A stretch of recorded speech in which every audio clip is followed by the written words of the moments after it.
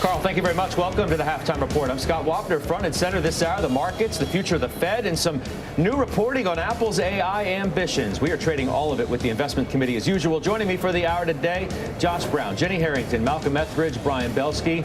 As I said, we are following the market story today. We do have news, of course, the president moving to fire Fed Governor Lisa Cook, the cabinet meeting about to get underway. So there's a lot at play in Washington. We begin with our top story today. Yet another report today that Apple executives have discussed the possibility of buying the AI startup Perplexity. This new one today from The Information says Apple has not engaged with Perplexity's management about that idea.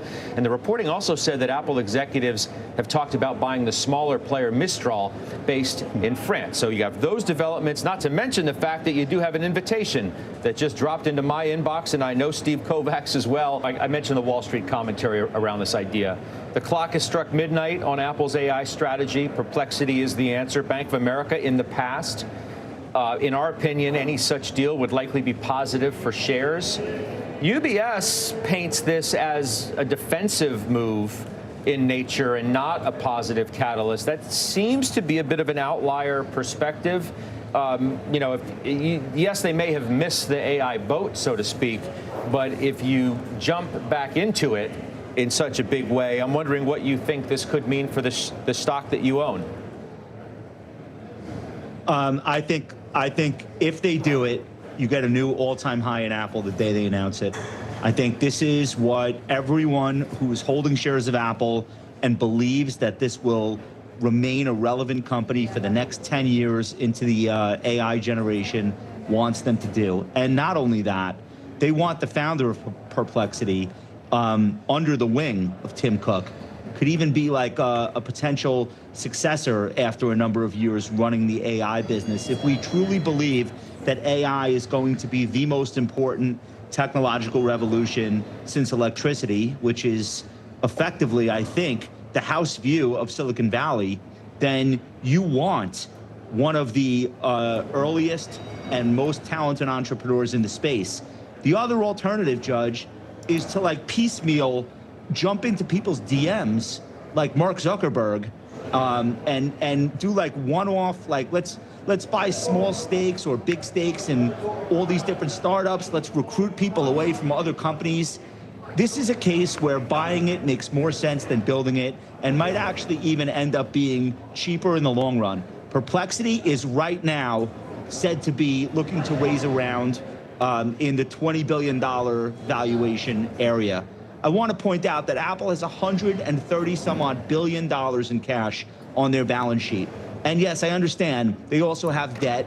A lot of that is just strategic, the way they're managing their money. I'm sure they're earning something on all that cash. That's fine. The street's not giving them credit for that. The street doesn't care about that. We already know this company is capable of generating oceans and oceans of dollars. The last thing I would say is I'm okay with a partnership, too, as a long-term Apple shareholder. Having Google pay them $50 billion to be the default browser on iOS devices was a masterstroke. And I think up until recently, it worked out well for both companies. There is a world where Apple finds a really great partnership. The problem is the people they have partnered with so far, OpenAI, are already in deep with Microsoft. So I like Apple doing something like this. I don't predict that they will. They tend not to do deals, as Kovacs just pointed out. But I think the stock makes an all-time high if they do it. The world's changed, right? What they didn't traditionally do, they may be forced to do. It's a good segue for us to Nvidia earnings, Brian, which are tomorrow. That stock's on pace for its 5th straight positive month. The FT, I think, paints this pretty well today. Nvidia earnings set to test Wall Street's faith in the AI boom at a time when I think it's fair to suggest that there's a fair amount of AI anxiety happening in the markets right now.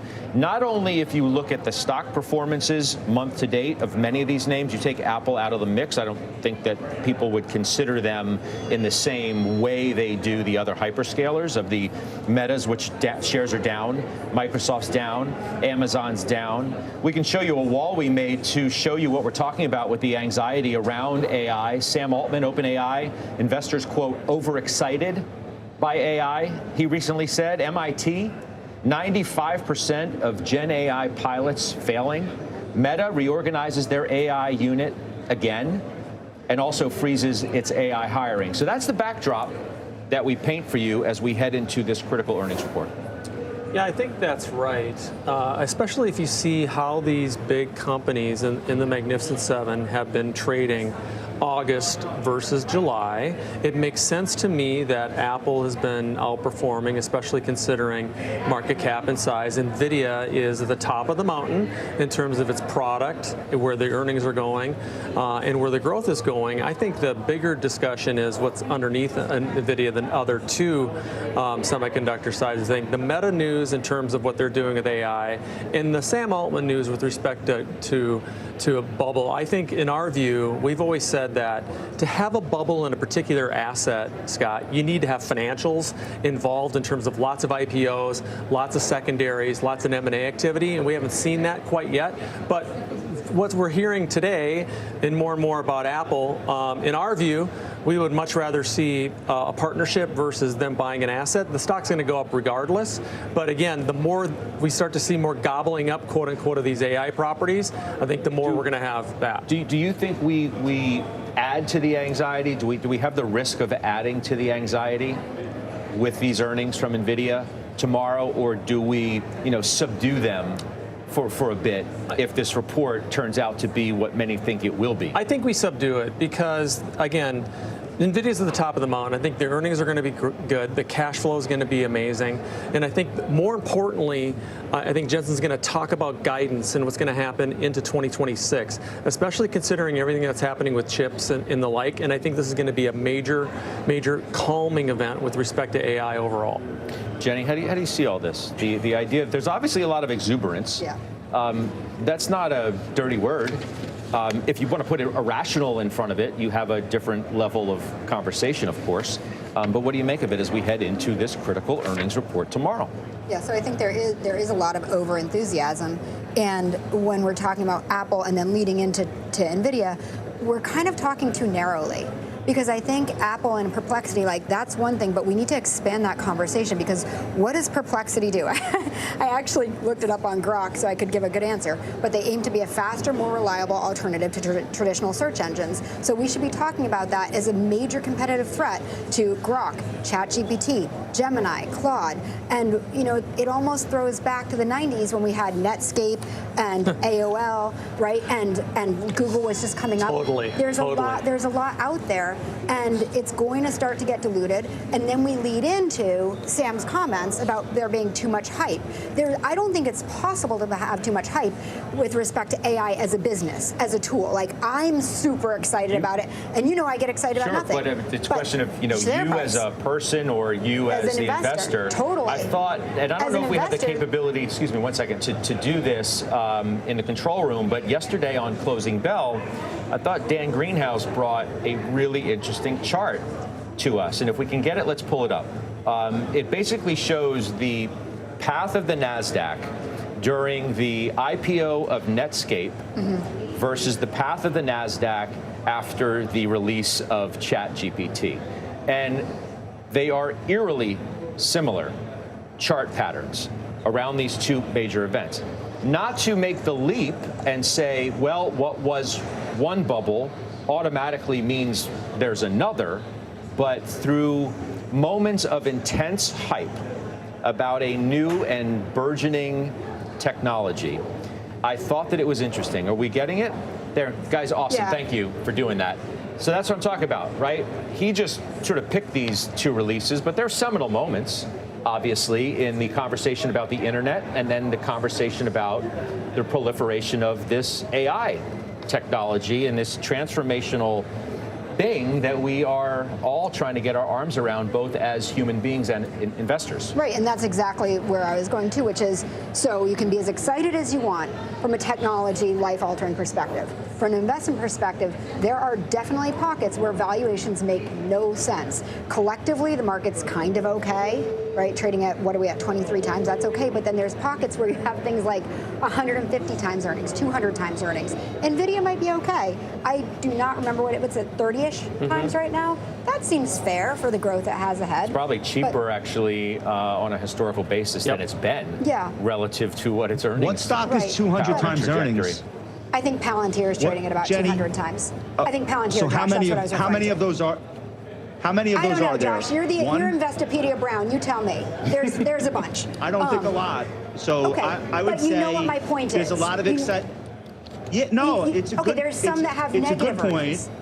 Yeah, but here's it's a good point, but it's a point that people have been making since 2023, and I would just say I don't think that's representative, and I don't think you think this of the overall market. The average stock does not look like the Palantir valuation, Which and is I exactly can't why I said really there's even think of pockets like in there, more than a Josh. few.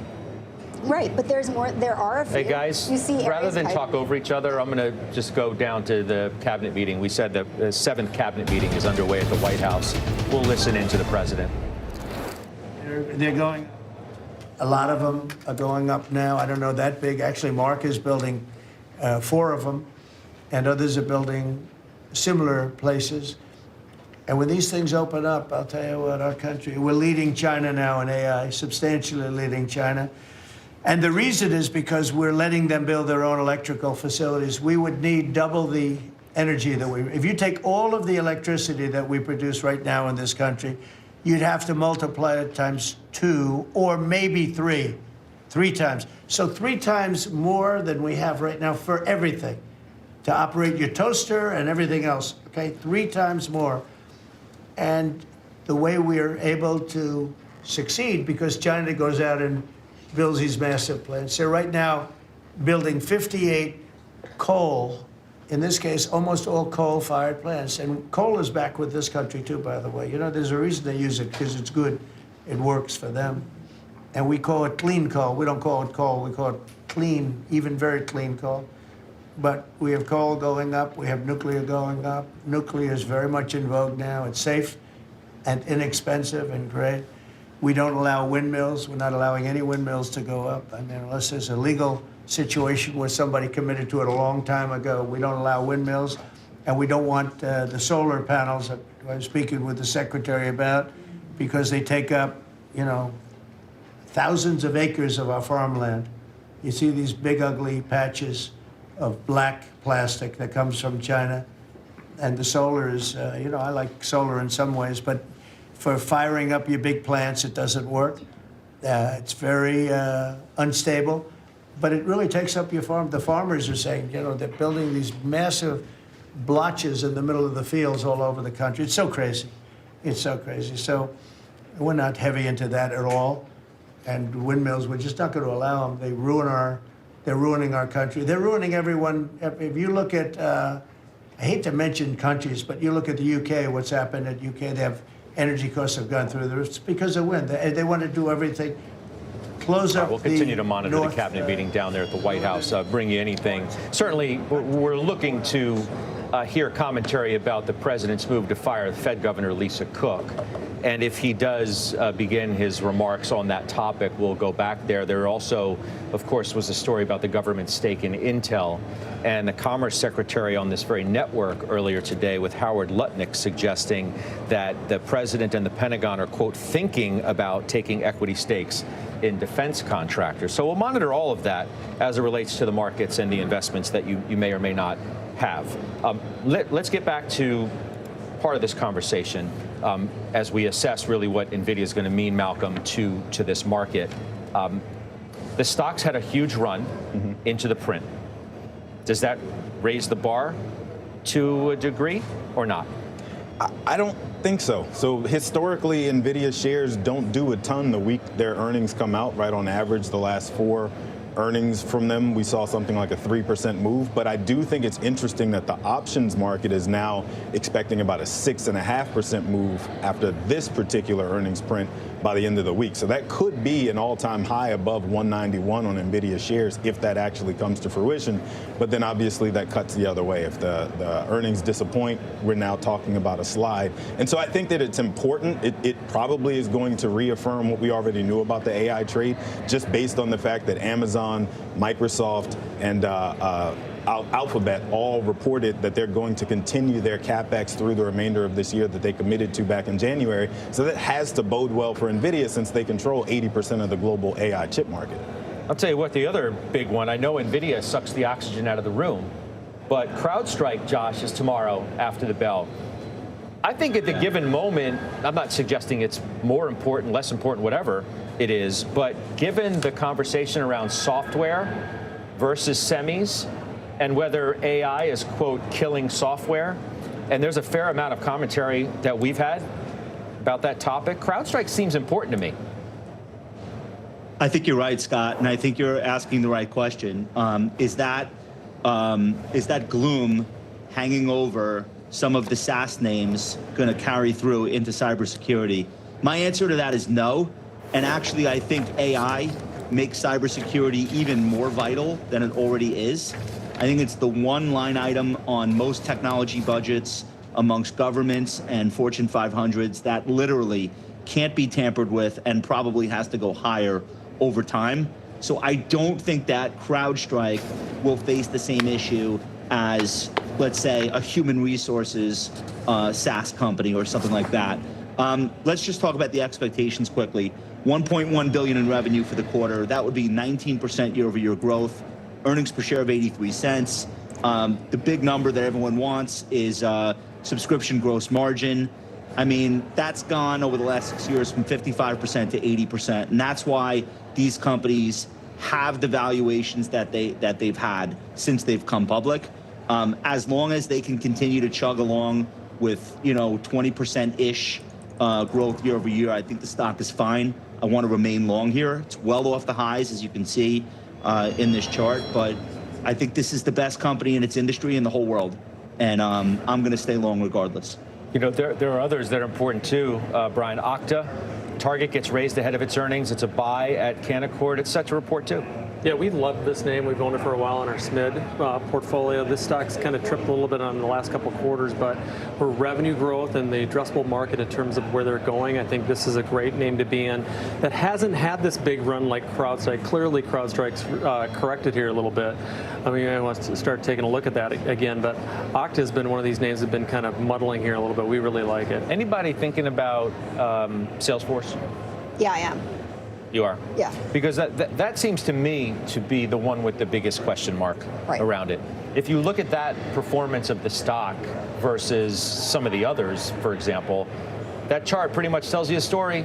Year to date, down 27%. The target today, a stock that's 244, gets cut to 325 from 350 at B of A. They still say you should buy it, but their enthusiasm is tempered a bit. What catches your eye about this one? So the underperformance alone? No, I'm not thinking of it in a positive light. I'm just thinking about it. And I'm thinking about it from the broader perspective and the statement that it makes on software. So one of the biggest thoughts about threats from AI to software is that there will be fewer corporate employees, which mean fewer licenses. And when you think about a Palo Alto or a CrowdStrike, there is exactly how Josh said, no end in sight for the demand that's needed. It's not based on how many employees you have. But if I think about a firm like Gilman Hill, if I was operating 10 or 15 years ago, I would need 20 or 30 people to do what 10 people can do today.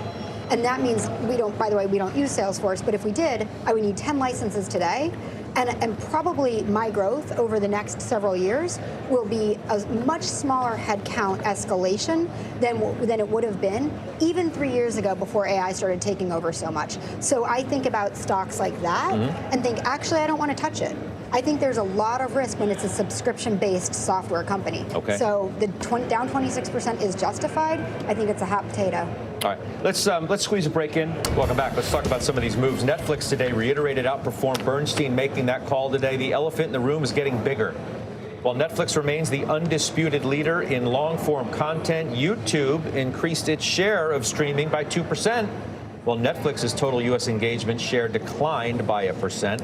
We expect Netflix to continue to diversify its content to widen its reach. Josh Brown on Netflix. I'm going to give you my prediction here. By the end of the year, I think Netflix is going to roll out something either user-generated or something where YouTube creators are being incentivized to move over to the Netflix platform. And they have to do it because YouTube is now full-on competing for the battle of the living room. I don't even think most people realize this. YouTube viewership on a television set, not a phone, not a computer, is 16% of all YouTube views, but accounts for 42% of total watch time, which means the next generation is utilizing YouTube in the same way that they use Disney Plus or Netflix, and Netflix has to respond. So there are a lot of amazing creators on YouTube. Netflix historically has not done podcasts. They've not gone after these people. I think that's going to change, and I think Wall Street is going to like it when it happens. Shake Shack, perhaps should garner more attention post results. On Shack, Josh, they say, quote, burger segment competition and beef inflation give us some pause. How about that? Yeah, it's always going to be something. So I've held the stock through the pandemic when 100% of their restaurants were physically closed. So I'm not going to worry so much about that. I think with Shack, you basically have an expansionary story where you've got 500 units that could go to 1,000 and then maybe 2,000. And that is probably why there is a premium valuation here. I wouldn't say it's cheap, but they're expecting 50% earnings growth this year. So like the premium is warranted. Most of these other companies we're talking about would be happy with 3% growth. But my favorite pick in the space is Toast. It's a $42 stock. I think within a few years could be 65 or 70. And Toast is not a bet on one particular restaurant or another. It's a bet that these are no longer discretionary businesses. It's actually more expensive to go to the supermarket in some parts of the country and fill a basket than it is to eat out 3-4 times a week. And so Toast is going to power the payment function. And not only that, in an inflationary environment where everyone needs to be more efficient, Toast is the company that comes in and enables restaurant owners and chains to get way more efficient as they move into the digital era. And, you know, it's the biggest player in the space at this point, standalone, and I think it goes higher. So I like Toast near term better than Shack. 36 PE, in my opinion, warranted. All right. Josh Brown's best stocks in the market list wants to talk about 3. No new additions today, but you have flagged 3, I would assume, for a specific reason. Yeah, so we took a look at the cheapest stocks that are on the best stocks in the market list because over the last, let's call it 2 weeks, but really accelerating since Friday, there's been this rotation into value. We do tend to talk about higher price stocks just because those tend to be the better companies because the market's not stupid. But in this case, we'll talk about some cheap ones. The first one is O'Reilly. As you mentioned in the tease, this is one of the best long-term charts I think I've ever seen. It's basically very basic. It's auto parts, so it's not AI, but it's substantially cheaper than it ought to be, given how well they've executed. And what's happening here is it's a cannibal company. It's eating itself. They have bought back about $26 billion worth of stock since 2011. They continue to shrink the float while growing earnings, and you could see the success for yourself.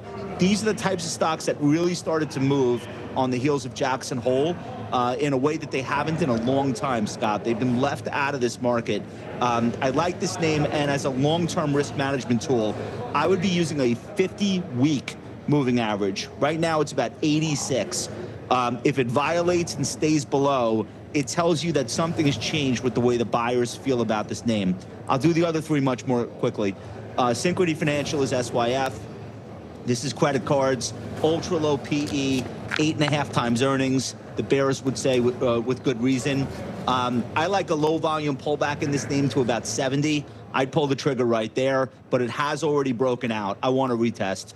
HIG is the Hartford Insurance Group. Same story, value stock, 11.5 times earnings. I think you want to own it above the 130 level. That's where it's really looking for a new range higher. And lastly is Allstate.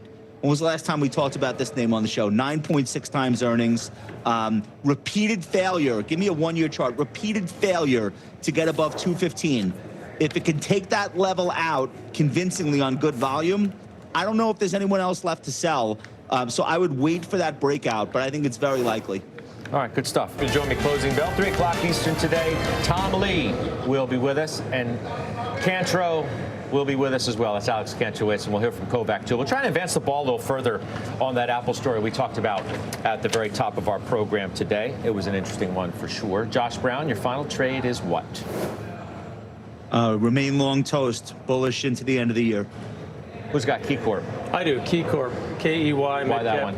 Mid-cap regional bank, 4% dividend yield. Think it's going to play on deregulation. Okay, nice move today. Who's got the cybersecurity ETF? That's me. There's still a wave of consolidation coming within the cyberspace. The deal between Palo Alto and CyberArk won't be the last. Okay, as we talked about CrowdStrike a little bit earlier, those earnings are looming large too. That was the point of that conversation. Marriott, must be Jenny. That's me. Stocks down 4% year to date because of fears about U.S. travel. Numbers are coming in better than expected. 4% free cash flow yield, 24 times earnings, 13% earnings growth ahead. All right, I'll see you on the bell. Brian, thanks so much. Welcome to Closing Bell. Scott Wapner live from Post 9 here at the New York Stock Exchange. This make or break hour begins with 24 hours of AI anxiety. That is what lies ahead at Nvidia, as Nvidia earnings loom especially large tomorrow. Results that could very well make or break the next move for the tech trade. We will discuss with our experts over this final stretch what is really at stake for this market. The scorecard looks like this with 60 to go in regulation, mostly modest advances today for the majors. Not much reaction to news. The president says he's firing Fed Governor Lisa Cook. She says not so fast. We will watch for any developments there this hour. Watching Apple shares, too, after yet another report says the company entertained the idea of buying AI startup Perplexity. Dive into that further as well. It takes us to our talk of the tape, the next leg of this record-setting rally. It's clear where our headliner stands on that topic. He's bullish, as you know. He is Fundstrat's Tom Lee. Joins us now at Post 9. It's good to see you. Great to see you, Scott. Nvidia looms large. Does that make or break whether your bullishness comes to fruition moving forward? I mean, I know investors are really anxious, and Nvidia has not performed well the last few times it's reported. But the story arc there remains that that is one of the most important companies in the world in the middle of the biggest structural change in the world economy. So I think Nvidia still is a great story. It really wouldn't change our thesis if the stock reacted poorly. You feel like there's become a little more AI anxiety, as we wrote at the top? You know, from Sam Altman at OpenAI saying that, you know, investors are a little overeager about AI. You know, Meta's reorganized again. They've stopped their hiring. There was another report today that suggested some of these Gen AI models are failing. Do you think there's anxiety in this market about this trade? Well, I think everyone's trying to get situational awareness. Like, is this inning 1 or 2 or late innings? Because we know there's been a lot of value creation and a lot of capital that's flowed in. And we know that Silicon Valley has seen a boom of companies with $100 million annual run rates, like in record time around AI. And a lot of people want to ring the bell at the top. But to me, it still feels really early because there's such a limited number of stocks that public investors can buy that represent a direct play on AI. I know, but that could lead to bubble-like activity, right? When your pool of investable opportunities remains so small, all of this money rushes to a select few. Yes. And then they have to live up to all of that hype and give a great return on these hundreds of billions of dollars that are being invested. That's not a risk? Well, it is a risk. I guess that's really the next stage of what we have to see is how does the market accept now adding to the roster of direct AI plays, you know, beyond just Figment. And I think, you know, if we look at the next 12 months, there'll be a bevy of IPOs, some really big companies that are later stage. But if they're bought and they produce good growth and their stocks perform well, I would still say that still means we're early innings. That's still your favorite trade? I think it's the most important trade, yeah. I know it's the most important. I feel like that's legit. But is it? I think there's a bigger upside in the owning financials right now. Because financials are benefiting from AI. Okay. So they're the second order beneficiaries. Plus they're getting the green light to build on the blockchain, which could really make JP Morgan and Goldman's business models so much more profitable and change their multiples, expand them. So I think, yes, I'm still bullish on AI, but I actually think the financials are really one of the legs that drive us the next 12 to 24 months. Oh, interesting. No matter what the Fed does from here, I mean, does the rate picture matter for the bank stocks? It does, because it helps it provides the liquidity to sort of liquefy housing and corporate lending and bring spreads down. But I think the financial sector has produced visible earnings growth for a long time through these cycles, and they are trading like cyclical stocks. They probably, JP Morgan and Goldman should maybe have tech multiples, and so I think there's upside for financials. Well, I mean, they're aside from when the broadening started to happen on the idea of rate cuts, those were the type of stocks already that were leading this market along with the mega caps. This is a large cap stock rally, yes. right? I mean, industrials, correct. The biggest names out of the industrials, the biggest names out of the financials, the biggest names in tech were leading the way. Yes. You think that continues? Yes, and because, at the end of the day, when you look at GDP, for every unit of economic activity, there's one unit of financial. So financials are half the economy, but they're not half the index. Now, I'm not saying they're going to get to half the index, but they really should re-rate. I mean, I think what we're, even this quarter, right, the numbers from JP Morgan, Goldman, and the financials, and look at the bullish IPO, these are all good signs to me that you want to be overweight financials. Does the calendar matter for the market, right? September is historically a bad month. We like to look at the seasonals. Some people do to determine, what they want to do. Do you follow that much? Yeah, I care about the seasonals because that we know becomes the base case for investors, just like August was a month everybody was wary. So then what you have to build in September is, are there things that can be positive surprises for markets? And to me, that's going to be the Fed. A positive surprise? Well, a surprise at this point? Okay, a positive versus the base case. Because if you look at all the Septembers in the past, this time is a Fed on hold that's finally cutting. So that makes this September better.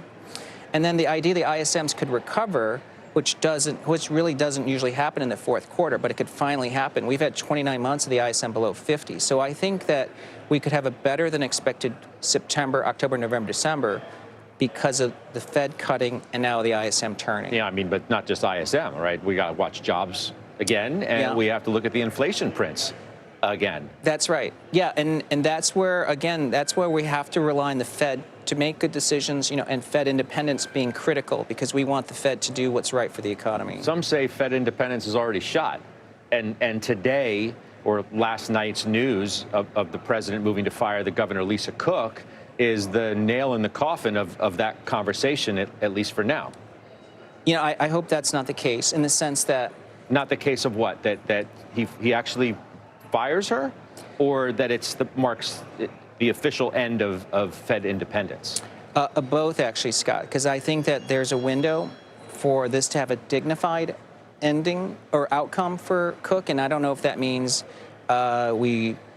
people take a step back and reverse what they've done, or if that means Cook is allowed to resign. I think it is important for that to be a process the market accepts, because you're right. I think the market would get very nervous about Fed independence being questioned. Okay, on this now that you've gotten this statement and it is a real concern of yours? Yeah, I mean, I think it's actually a balanced statement because I think the Fed's message is there's the court of public opinion versus the court of law. And if the court of law determines that there was cause, the Fed would actually support the decision. But I think they're making clear that there's just an accusation. But of course, there's a process to determine whether these accusations are true. So I think it's actually an appropriate response. And it does sound like it would be something acceptable to both sides because it is simply just saying if this is true, then there is cause. On the face of it, I would look at the market activity today and say, well, the market's just not really paying attention to the noise around it. But then if you look a little closer, I'm thinking, well, the Russell's outperforming today, up 0.8%. Is that on the idea that if the president is successful in removing Cook, you're just one step closer to filling a seat, and a very important one at that, with somebody who's predisposed to cut rates, and that's a rate cut play? Yeah, I mean, sort of true. I'd actually think that the Russell's up today because the market's concluding the Fed can operate uninterrupted to proceed with a cut in September. Because I think if Fed independence is questioned and there's a risk even Powell's replaced, that would be a risk-off moment, and that would be the market we should see the VIX spiking and a general de-risking into a sloppy September. All right. I might say that investors have been now patterned and bracing for Nvidia to sell off after they report tomorrow. And yet, I think the visibility and I think the conviction on AI is actually stronger. So I think there's a chance Nvidia rises dramatically after they report Wednesday after close. Okay, that's a bold statement from somebody who's not afraid to make them. Tom, thank you. Liz, good to see you as always. Appreciate your patience. Hey, I'm George. This is Blue Cloud Trading. It's Tuesday. It's 6:10 p.m. as I am recording this video.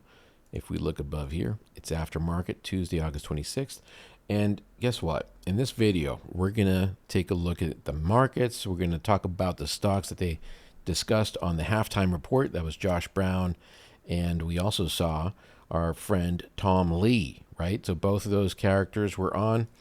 Let me show you guys exactly what I'm talking about here. There were about 14 stocks and ETFs, and I did screen through these to find the strongest ones in there. So we're going to talk about those. You can see the list right here on the left-hand side. We're also going to take a look at the index ETFs in this video, the SPY, the QQQ, the Dow, the Russell. We're going to look at the technicals, something they don't really talk about in the show. So what we're doing here is we're going to take it to the next level. We're going to look at the technicals. They already talked about the stocks, but does it make sense from a technical perspective? And then we'll look at Tesla, Apple, Meta, okay?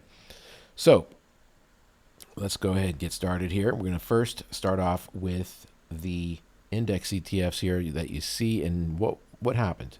Well, basically the markets were pretty flat most of the day, and then towards around 2 p.m. things started to pick up a little bit. The Dow was up just 0.30, so it really wasn't up that much. NASDAQ, same thing, was just kind of like moving sideways here for a bit, and then it did break this high towards the end of the day. So NASDAQ up 0.44%. The S&P 500, you can see we've got a series of higher lows there, and we also broke through that level right there, up 0.41. And then the index that was up the most, Russell 2000, that actually moved up. We created a basically a higher low here, just slightly. You can see that slight little edge right there. So up 0.83%. All right, now let's look at the heat map. That's important. We're going to look at the individual stocks here. And how did they perform? Well, you can see the financial stocks did really well. Tom Lee talked about financials looking really strong, right? So he loves the financials. He thinks they're going to do pretty well with as AI continues to move up. So we'll take a look at some of the stocks there. Nvidia was up 1.09. Remember, tomorrow Nvidia comes out with earnings. Tom Lee is very optimistic. He thinks it's going to do, the company's going to have a big move up in price. Industrials did really well today. Look at all the green right there. Eli Lilly was up 5.85. Palantir was up 2.35. Tesla was up 1.46. But Google was down slightly, 0.58. Microsoft was down 0.44. And if we look again, let's take a look at the sectors, individual sectors for today. So yeah, you can see industrials were number one, up 1.07. Then it was financials, basic materials, and healthcare and technology. The weakest today were consumer, defensive, real estate, and energy. And this is the 1 week performance. You can see basic materials and energy, financials, and consumer cyclical are the top four there. Consumer defensive down the most, down 2.38%, which means to me that, this is a very bullish market. People are putting risk on right now. So there's more risk coming into the markets, obviously. They're not being super defensive here. They feel really confident with what's happening. So let's take a look at the technicals now. We're going to start off with the S&P 500, the SPY ETF. So if you're interested in holding, all 500 of those S&P 500 stocks, this is one way to do it. You buy the ETF, the exchange traded fund, and you just can hold on to that as long as it's working in your favor. So what are we looking at? We're looking at the Ichimoku indicator here. All right, and there's always new people, so I always have to bring this up. We've got the Ichimoku cloud. We've got the moving averages, the 9 period and the 26, and we want that green line to be above the red line. We also want the price to be above the cloud itself and above the moving averages, which it is. We want the Chiku span, that white line there, to be above price. That white line is basically the closing price today, projected 26 periods into the past. So we've got all those elements, and we've got the top part here, the Senko span A, the light colored blue line is above the Senko span B. All right, and that's also bullish. Back here it was not, as you can see, right? So, And then that projects 26 periods into the future. So it's kind of interesting how that works out. And what we're looking for is strong trends, and that's what we have here, the SPY on the daily. Here, how about the QQQ ETF? This one too, looking pretty good today. Yesterday, it was kind of squeezed in here between the Tengens and Kijunsen, but as I mentioned, nothing to worry about here because we are still technically pretty sound as far as it was just a slightly down day yesterday. It wasn't anything major. And today it popped right back above the Tengen-sen, the 9 period. So it's up 0.40. The Dow Jones is looking pretty strong. Remember, if the stocks or ETFs have a little blue flag, that means that they look strong on both the daily and the weekly charts. Russell 2000, look at that. Above the moving averages here. Bullish cloud, same thing on the weekly chart. Okay. We haven't taken out this high of 244.98 yet with the Russell, but it's obviously in a nice strong uptrend still. The VIX was down slightly, down 1.15 at a level of 14.62. That's very good. We want to see these numbers low. We don't want to see spikes in the VIX. That's the market volatility index. What about FEZ, the Euro stocks? Well, they've really been lagging in comparison to the U.S. stocks currently. You can see that on the weekly chart here, it's been stalling at that 61.24 level and pulling back a little bit. It was down 0.42% today. Let's look at the daily chart on that. So you can see yesterday it actually closed under the Tengen-sen, but I think we're going to bounce off of this area. We got the Ichimoku cloud right there. The cloud has turned bullish once again because it did cross under temporarily and then it crossed right back above. And so I think we're going to get a bounce here tomorrow, even in the Euro stock ETF, FEZ. All right, let's take a look at now the stocks and ETFs that they talked about on the show. Let's start off with the strongest ones first, the ones that I've got basically flagged here, like ORLY, which, by the way, happens to be one of the stocks that popped up in the Blue Cloud scanner that I shared with Legend level members earlier today. So it's kind of funny that Josh Brown brought this up. So, yeah, I mean, you guys should consider becoming members. You'll get access to, there was about 10 stocks that popped up on the scanner today. It changes every day, but it's scanning through 6,000 stocks and only 10 stocks pop up. And what am I utilizing? I'm using the Ichimoku on both the weekly and daily time frame to help provide really good trading ideas. And there's also proprietary rules that I've put into it that help me to find these types of stocks. All right, so how do you become a member? Just real quick, let me show you guys how to do that. You just come to the Blue Cloud Trading YouTube homepage here, all right? And then subscribe if you haven't subscribed. And then subscribe one more time because what will happen is that subscribe button will then turn into a subscribe plus button. Once that happens, if you click on it, this will pop up, okay? And then basically you can select either Blue Cloud Supporter, Blue Cloud Trader, or Blue Cloud Legend level member. If you want to get access to those daily trade updates, okay, which includes the trades that I'm placing each day, become a Blue Cloud Legend level member. That's also where I share that daily scan, like the one that just popped up today. And so consider that. All right, just hit the join button. Really easy to do that here by hitting the subscribe plus here. You can hit it here or click this link. Doesn't really matter. There's multiple ways to do it. If you like the software that I've been using for trading, you click 9 more links. Okay, this right here. And this will pop up a bunch of links, including my Patreon page. And here's the $25 coupon for the TC2000 software. You click on that link, it will bring you to this page right here. Enter your email, download the software. Okay, let's get back to the charts. ORLY. So I like it. Here it is on the daily, and check out the weekly. All right, very bullish. Okay, this stock has done exceptionally well. I mean, look at this. And by the way, do you see how price is holding up above that cloud this whole entire time? We're talking on a weekly chart. We're going all the way back here to 2020, May 29th. If you look back all the way back that way, look at that 265.38% move.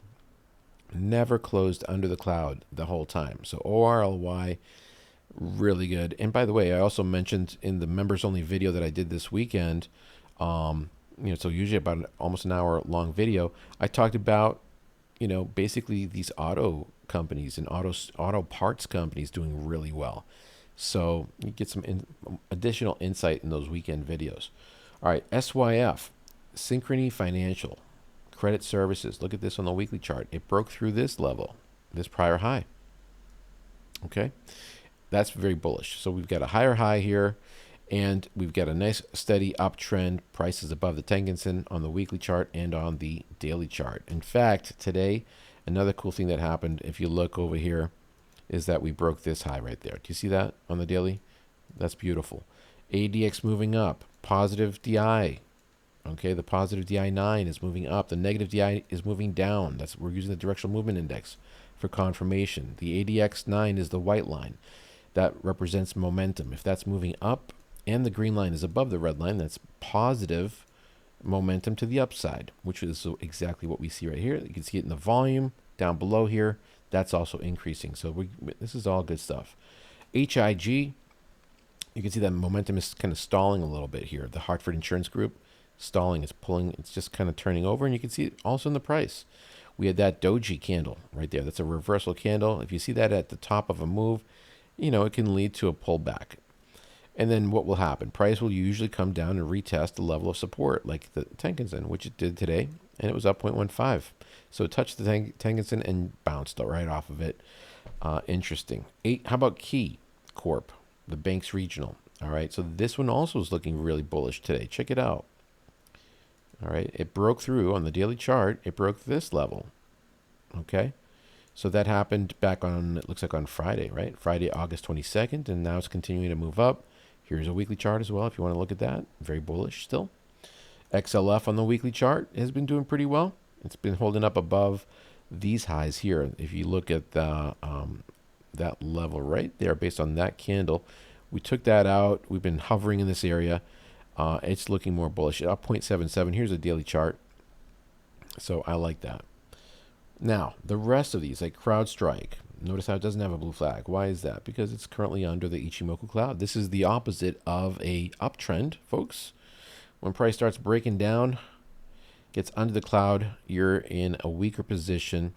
Doesn't necessarily mean that it's going to be, over forever here, right? Because at some point, it's going to turn back up. CrowdStrike is a good company. However, all right, let's look at the weekly chart. Yeah, so notice right here, we might actually get a bounce here with CrowdStrike soon because the weekly chart is showing some support at the Kijun-sen, the 26-week red line that you see right there. That's very bullish. We have a higher high here than the prior high. Okay, so we might see a bounce, but would I be adding a new position? And the answer is no.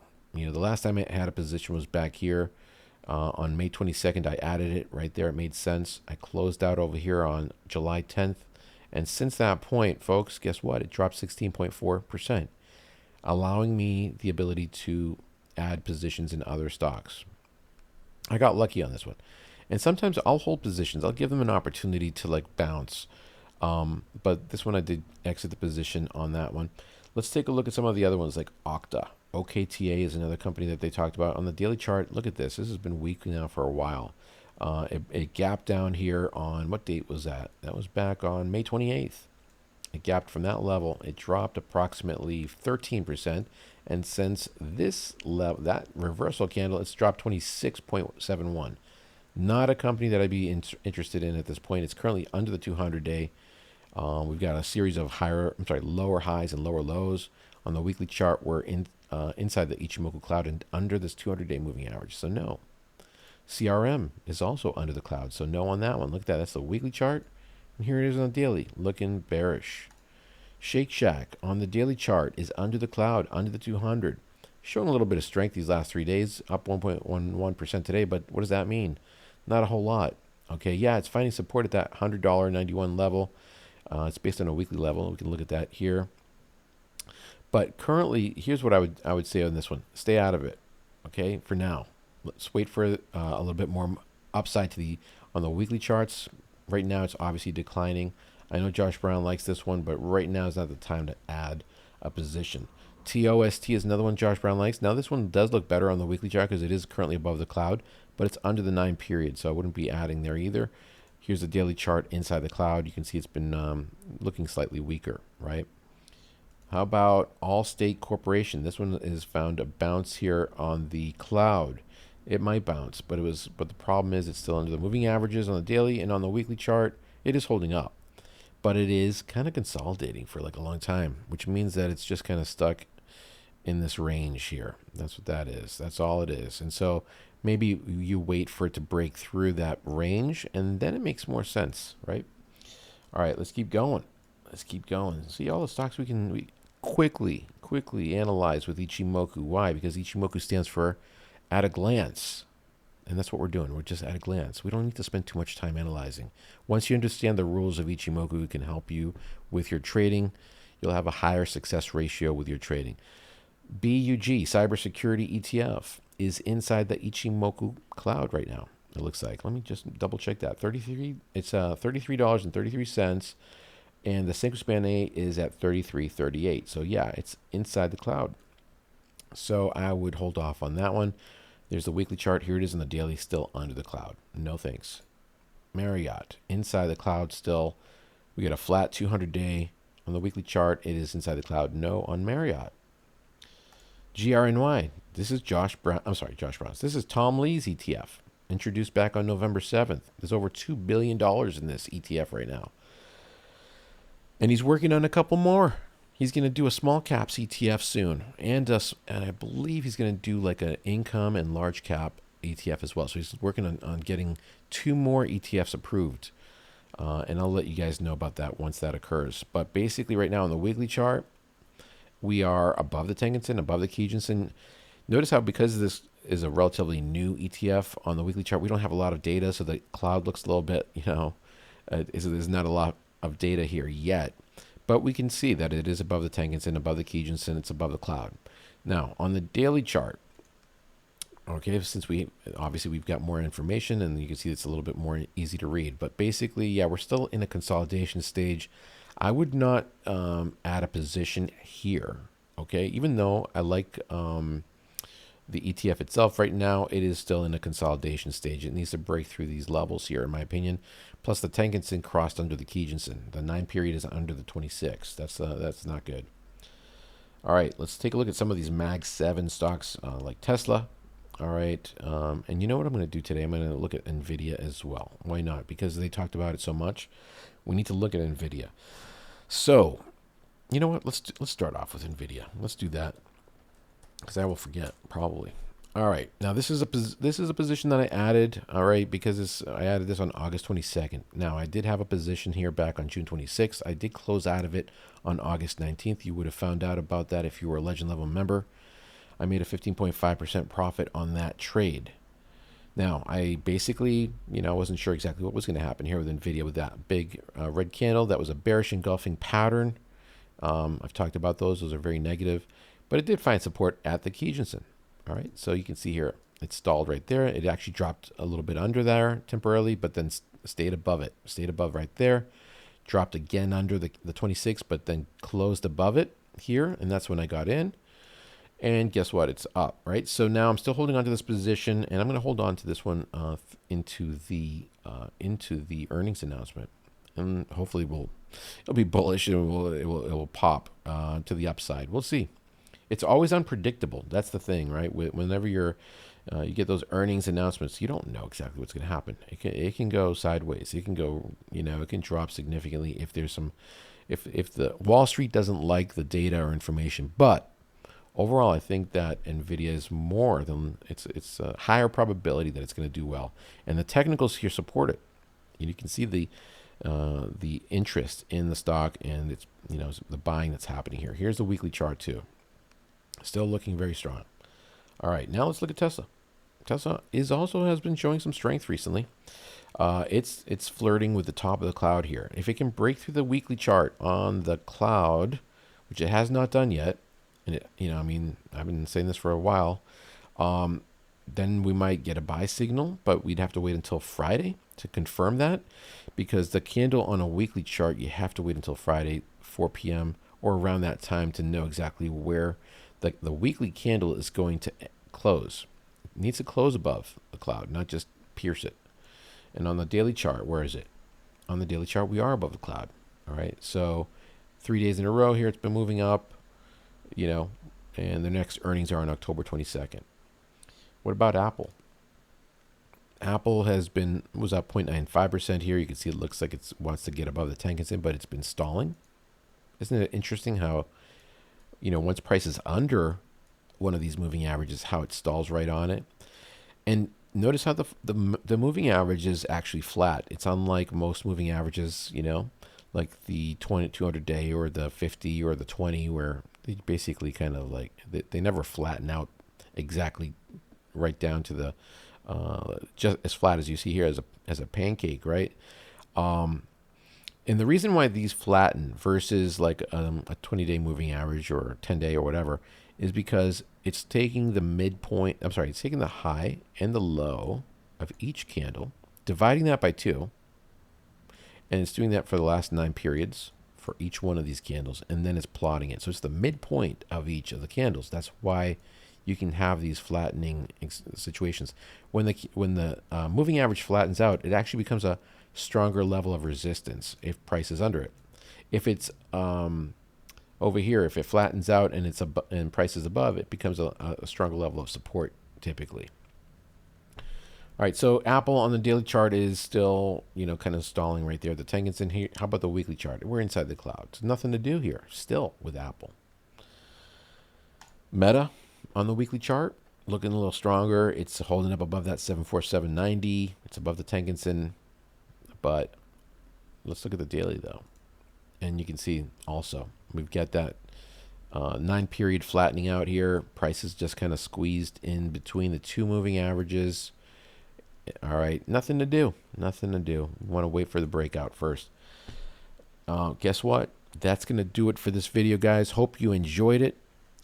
Don't forget to like and subscribe if you like this, and hit the notification bell if you want to make sure that you're getting these videos, right? That's really important when they come out. Time is of the essence, especially when it comes to trading, and you want to get the information as soon as possible. The only way to do that is by hitting the notification bell next to the subscribe button. All right, I will catch you all in the next video.